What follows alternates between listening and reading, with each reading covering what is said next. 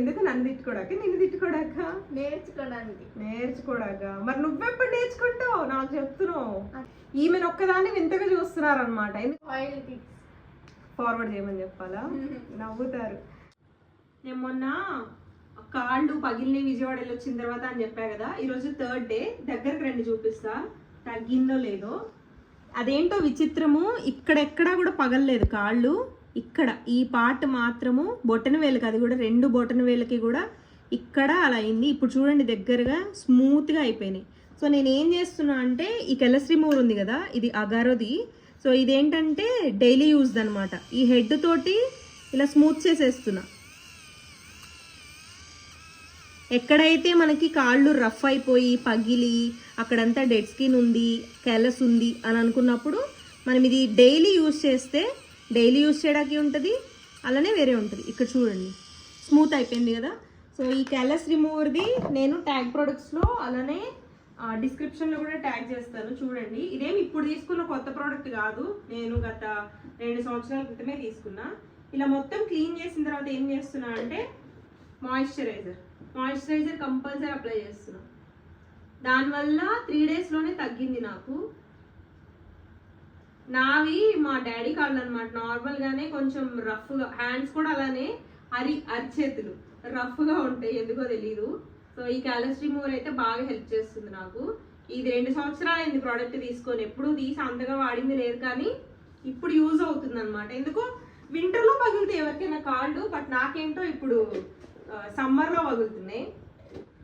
ఈరోజు సండే కదా, మీ ఇంట్లో ఏంటి స్పెషల్? మా ఇంట్లో ఫిష్ చేద్దామని మార్నింగ్ అనగా ఫిష్ తెచ్చా, కానీ బద్ధకంతో చేయలేదు. ఫిష్ని మ్యారినేట్ చేసి ఫ్రిడ్జ్లో పెట్టాను. సమ్మర్ కాబట్టి చికెన్ మటన్ ఎక్కువ మసాలా ఉన్నవి తినడం తగ్గించేసి ఫిష్ లాంటివి త్వరగా డైజెస్ట్ అయిపోయాయి, ఎక్కువ మసాలా అవసరం లేనివి.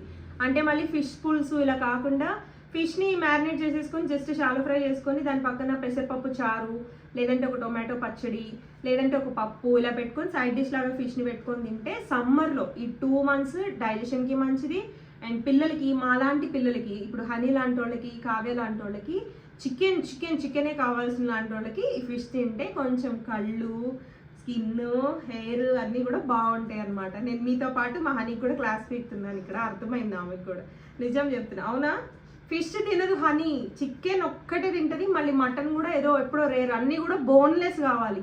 మాదే తప్పు, మేమే చిన్నప్పటి నుంచి అట్లా అలవాటు చేసి గారాబం చేసాం. మీరు మాత్రం పిల్లలకి అలా అలవాటు చేయకండి. వాళ్ళు తిన్నా తినకపోయినా చిన్నప్పటి నుంచి వాళ్ళకి గుచ్చుకుంటే వాళ్ళకి అడ్డుపడతాయి అని చెప్పి కాకుండా చికెన్ లాంటివి ఉన్నా, మటన్ లాంటివి ఉన్నా బోన్స్ తోటి వాళ్ళకి ఇచ్చేసి వాళ్ళనే తినమని అలవాటు చేయండి. మేము చిన్నప్పటి నుంచి హనీని బాగా గారాబం చేసి మేమే స్పాయిల్ చేసాం అనుకుంటాము. ఏంటంటే ఇప్పుడు పిల్లలందరూ, నా ఏజ్ పిల్లలందరినీ చూసి ఒక దగ్గర కూర్చుని తింటుంటే నాకే బాధ అవుతుంది హనీ తినడం చూసి. అంటే మిగిలిన వాళ్ళందరూ ఏమనుకుంటారంటే ఈ ఏజ్ వచ్చినా ఈ పిల్లకి ఏంటి బోన్లెస్ చికెన్ కావాలా, బోన్లెస్ మటన్ కావాలా అని అనుకుంటారు.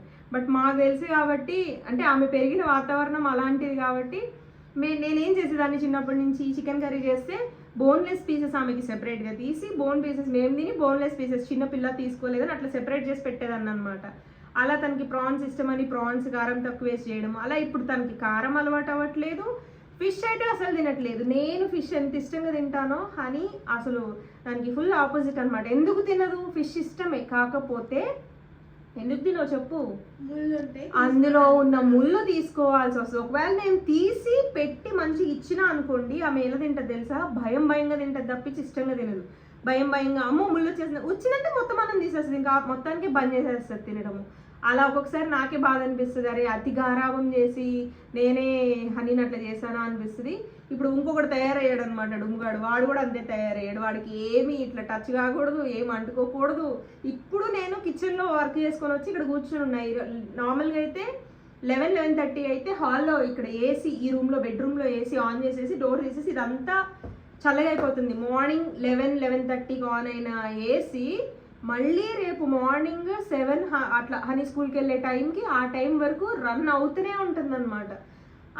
ఎందుకు వీడు ఉండట్లేదు. హనీని కూడా అలానే చిన్నప్పుడు మేము ఏసీ లేకపోతే ఉండలేదు అని చెప్పి ఏసీ ఆన్ చేసి అట్లనే ఉంచేవాళ్ళం.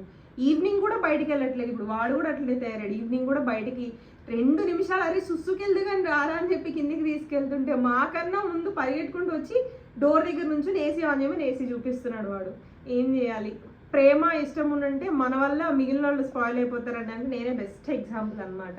నా చుట్టుపక్కల ఉన్న వాళ్ళని అతి గారాభం చేసి అన్నిటికీ నేను తీసేసుకొని వాళ్ళకి మంచి కంఫర్ట్ లైఫ్ ఇచ్చేసి ఆ కష్టమంతా నేను పడతా ఉంటా, వీళ్ళు మాత్రం మంచిగా అట్లా ఉంటారు. ఎందుకు చెప్తున్నా అంటే కొన్నిసార్లు మనము మంచి చేస్తున్నామని అనిపించినా ఎదుటి వాళ్ళకి మనం చెడే చేస్తున్నాం అనే దానికి ఇది బెస్ట్ ఎగ్జాంపుల్. హనీ విషయంలో నాకు కొన్నిసార్లు గిల్ట్గా అనిపిస్తుంది ఈ విషయం మాత్రం. ఎందుకంటే స్కూల్లో ఇప్పుడు నేను లంచ్ బాక్స్ పంపించాలన్నా చికెన్ తోటి కానీ ఏదైనా ఫిష్ ఇలాంటివి మనం పంపించాలంటే స్కూల్కి జనరల్గా అసలు నాన్ వెజ్ పెట్టను. బట్ ఎప్పుడైనా సమ్టైమ్స్ పిల్లలు వీళ్ళు అనుకుంటారనమాట, ఈరోజు నువ్వు ఇది తీసుకునిరా, ఈరోజు నువ్వు అది తీసుకునిరా అని అనుకుంటారు కదా పిల్లలు. అట్లా ఈమె నన్ను అడుగుతుంది కదా, అప్పుడు చికెన్ చేయమ్మా అని చెప్పదు, చికెన్ చేయమ్మా బోన్లెస్ చెయ్యి అని చెప్తుంది. ఇంట్లో కూడా అంతే, నాకు ఈరోజు రోటీ కావాలి కానీ బోన్లెస్ చికెన్ కావాలి. నాకు మాత్రం మటన్ ఇంట్లో చేస్తున్నాను అని అంటే మీరు సెపరేట్గా చేసుకొని నాకు మాత్రం బోన్లెస్ కొంచెం సెపరేట్గా చేసి పెట్టమ్మా అంటది. ఎందుకంటే తనకి అలవాటు అవ్వట్లేదు, ఇంకా ఎప్పటికి అలవాటు అవుద్దో తెలియట్లేదు. తిట్టుకుంటున్నావు నీ గురించి చెప్తున్నాను, ఎందుకు మరి అట్లా చేస్తున్నావు? నిజమే చెప్తున్నా. ఎందుకో అంటే నేను ఎందుకు చెప్తున్నా అంటే నేను ఏదో గొప్పగానో ఇంకేదో చెప్పట్లేదు. ఎందుకు చెప్తున్నా అంటే మీకు కూడా చిన్నపిల్లలు ఉంది, మీరు కూడా వాళ్ళని ఎంతైనా తల్లికి పిల్లలు ఎట్లున్నా గారాబమే కదా. సో నేను అలానే చేసిన మిస్టేక్ ఇంకెవరైనా చేస్తున్నారేమో కరెక్ట్ చేసుకుంటారేమో అని. చిన్నప్పుడు ఏంటంటే వాళ్ళు తినలేకపోతున్నారు, వాళ్ళు తింటే మనకు సంతోషం అవుతుంది, కడుపు నిండా మనకు కడుపు నిండిపోతుంది కదా. బట్ ఇప్పుడు ఏంటంటే ఆమె తినట్లేదు అన్న కోపం ఎక్కువైపోతుంది. ఇప్పుడు ఒక 10 మెంబర్స్ కలిసి కూర్చొని మేము తింటున్నామంటే ఈమెను ఒక్కదాన్ని వింతగా చూస్తున్నారనమాట. ఎందుకంటే తిని బోన్లెస్ అడుగుతుంది, ఒకవేళ బోన్లెస్ ఉంటేనే తింటుంది, ఒకవేళ బోన్స్ ఉంటే అది ఆ ప్లేట్ అలానే ఉంచేస్తుంది కానీ తినట్లేదు. సో అలా కొన్ని ఏంటంటే తెలియకుండానే అయిపోతాయి, ఏం చేయలేము మనం. ఫార్వర్డ్ చేయమని చెప్పాలా? నవ్వుతారు. సో ఇది ఇవాల్టి వీడియో. మా హనీ చెప్తుంది పక్క నుంచి, ఎవరైతే స్పాయిల్డ్ కిడ్స్ ఉన్నారో వాళ్ళకంట ఫార్వర్డ్ చేసి ఇదంటే వినిపించండి. ఎందుకు నన్ను తిట్టుకోడాక, నిన్ను తిట్టుకోడాక, నేర్చుకోడాక. మరి నువ్వెప్పుడు నేర్చుకుంటావు? నాకు చెప్తున్నావు అట్లా తింటేనే కొంచెం సాటిస్ఫైయింగ్ అనిపిస్తుంది. అదిగో చూసారా, ఇట్లా ఉంటది మా కథ. ఏం చేయాలి, ఎటు ఏమి చెప్పలేము. నాకు కొన్నిసార్లు నలుగురిలో ఉన్నప్పుడు బాధ అనిపిస్తుంది, అరే ఈమె అందరిలాగా నార్మల్గా చెమట ఎండకి తట్టుకోలేదు, ముక్కు రుద్దుతానే ఉంటది, ఇట్లా అన్నం తింటుంటే కారం అయితే ముక్కు రుద్దునే. నేనేమో అంటే నాకు అదొక ఫీలింగ్, అరే ఇప్పుడు వీళ్ళు ఏమైనా అనుకుంటారేమో ఈమె ఇట్లా చేస్తుంది అని చెప్పి. ఇప్పుడు నార్మలైజ్ అయిపోయింది కదా, ఇప్పుడు గారాబం చేయలేకపోతున్నాను, ఆమె పెద్దగా అయింది కాబట్టి. అట్లా చెప్పుకోలేని కష్టాలు ఇవి, ఏం చేయాలి చెప్పండి, అట్లుంటది. సో ఈరోజు సండే కాబట్టి మీకు అసలు వాడిని చూపిస్తే ఇప్పుడు నవ్వుతారు. ఈ గదిలో ఏసీ ఉంది, మా బట్టలన్నీ ఇప్పుడు మడత పెట్టుకుంటూ ఉన్నాం, ఏదో సర్దుతున్నాం. ఎందుకంటే ఈరోజు షూట్కి డాడీ వాళ్ళు వస్తున్నారని వాళ్ళ కోసం ఒక కబోర్డ్ ఖాళీ చేద్దామని. ఏసీ గాలి ఎక్కడికి వస్తుందో అక్కడ కరెక్ట్గా వెళ్ళి నిద్రపోయాడు, మంచిగా జాపుకొని. చూపిస్తాను మీకు, ఇక్కడ ఈ పాజిటివ్స్ తీసుకెళ్ళి. ఇది తల ఎక్కడుందో తోక ఎక్కడుందో నాకైతే ఏ మాత్రం కనిపించట్లేదు. ఈ కావ్య బట్టలు మడత పెట్టుకుంటుంది ఇప్పుడే మంచి కూర్చొని. డుంబాబు డుంబాబు డుంబాబు ఒరే డుమ్ డూమ్ డుమ్ డూమ్, ఏం రా కదలవు, ఇక్కడ చూడు ఏసీ. ఇదిగో ఈమె గారు పడుకునింది అనమాట, ఆమె బట్టలు మడత పెట్టుకుని ఇక్కడ సెట్ చేసుకుంటుంది ఎక్కడో ఒక చోట. ఇక్కడ ఏసీ వస్తుంది, ఇది ఇంకో బెడ్రూమ్. అక్కడికి వచ్చి చక్కగా నిద్రపోతున్నాడు వీడు. డిస్టర్బ్ చేయనులే అమ్మ, డిస్టర్బ్ చేయను, పడుకో. ఏం చేయాలి, వీడు ఇంకో స్పాయిల్డ్ కిడ్. కొట్టకు, పో.